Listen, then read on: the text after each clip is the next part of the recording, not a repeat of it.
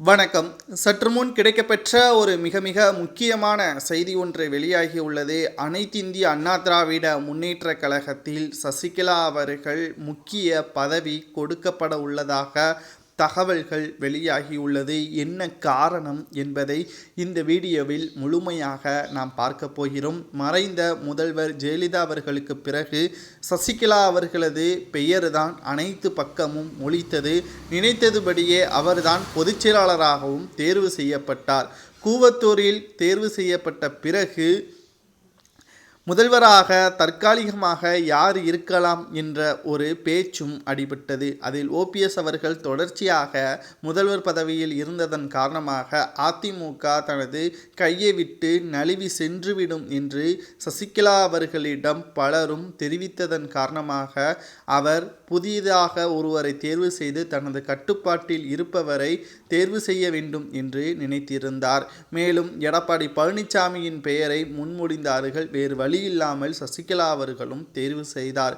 தேர்வு செய்து 2 வாரத்திலேயே சொத்து குவிப்பு வழக்கில் பெங்களூரு அக்ரஹார சிறையில் அடைக்கப்படக்கூடிய சூழலும் சசிகலா அவர்களுக்கு ஏற்பட்டது. மேலும் சசிகலா அவர்கள் சிறைக்கு சென்ற உடனே அதிமுகவிற்கும் சசிகலாவிற்கும் எந்த ஒரு சம்பந்தமும் இல்லை என்றும் தெரிவித்திருந்தார் எடப்பாடி பழனிசாமி அவர்கள். மேலும் உடனே ஓபிஎஸ் அவர்கள் தன்னிடம் இருந்த முதல்வர் பதவியை பறித்துவிட்டதாக அம்மா சமாதியில் உண்ணாவிரதமும் இருந்தார். மேலும் இது பல தொண்டர்களுக்கு எதிர்ப்புகளை தெரிவித்து எடப்பாடி பழனிசாமியை கேள்வி கேட்க ஆரம்பித்து விட்டார்கள்.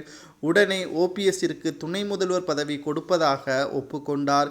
மேலும் ஆட்சி முடியும் வரை ஒற்றுமையாக இருந்தார்கள்.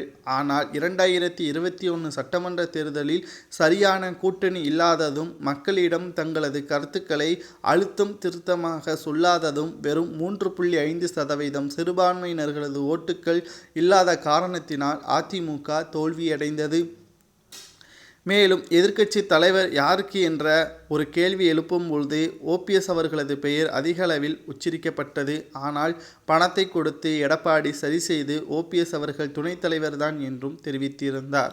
ஆனால் குறிப்பிட்ட சமூகத்தினருக்கு ஆதரவாக எடப்பாடி செயல்படுவதை கண்டித்த ஓபிஎஸ் அவர்கள் கட்சியில் இனி ஓபிஎஸ் அவர்கள் இருந்தால் சரிவராது என்று கூறி எடப்பாடி பழனிசாமி அவர்களும் குறிப்பிட்ட நபர்களும் இணைந்து கட்சியிலிருந்து நீக்கிவிட்டார்கள். இந்த ஒரு சூழலில்தான் வேறு வழியில்லாமல் நீதிமன்றத்தை நாடினார்.